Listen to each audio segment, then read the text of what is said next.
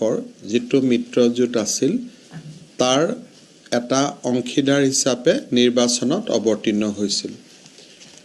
পৰৱৰ্তী পৰ্যায়ত তেখেতসকলে কংগ্ৰেছ আৰু UDF-ৰ পৰা নিজক আঁতৰাই আনে আৰু বিধানসভাত এক প্ৰকাৰ নিৰপেক্ষ ভূমিকা পালন কৰি আহিছিলে যোৱা দুটা বিধানসভাত। আমি ৰাজনৈতিক পৰিৱেশ আৰু পৰিস্থিতি বিচাৰ বিবেচনা কৰি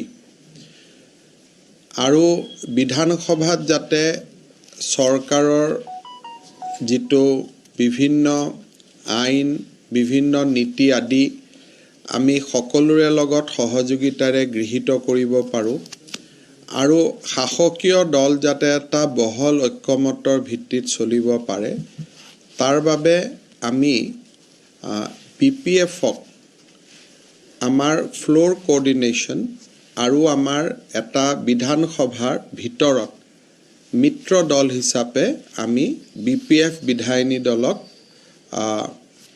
আমি লগত লবৰ বাবে সিদ্ধান্ত গ্ৰহণ কৰিছোঁ। অৱশ্যে এই যিটো আমাৰ মিত্ৰতা স্থাপন হ'ল অৰ্থাৎ BPF বিধানসভাৰ ভিতৰত ফ্লোৰ কোঅৰ্ডিনেশ্যনত চৰকাৰী পক্ষত বহিব আৰু চৰকাৰী পক্ষৰ মিত্ৰ দল হিচাপে থাকিব। এইটো আমাৰ BPF বিধায়িনী দলৰ লগতহে আমাৰ বুজাবুজি হৈছে বা সেই ধৰণে থাকিব।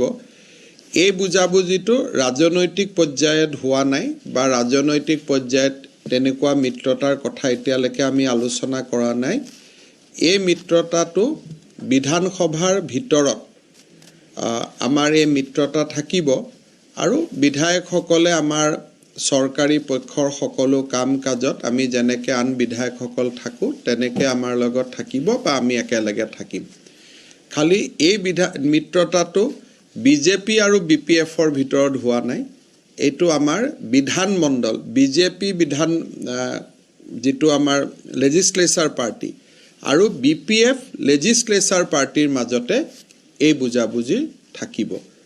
আজি আমাৰ দুৰ্গাদাস বড়ো ডাঙৰীয়া ইয়াত উপস্থিত আছে, ৰবিৰাম ব্ৰহ্ম ডাঙৰীয়া উপস্থিত আছে, চৰণ ৰাজাৰী উপস্থিত আছে আৰু তেখেত তিনিওজনে অহা বিধানসভাত শাসকীয় পক্ষৰ যিটো বেঞ্চ তাতে তেখেতসকল আমাৰ লগত বহিব।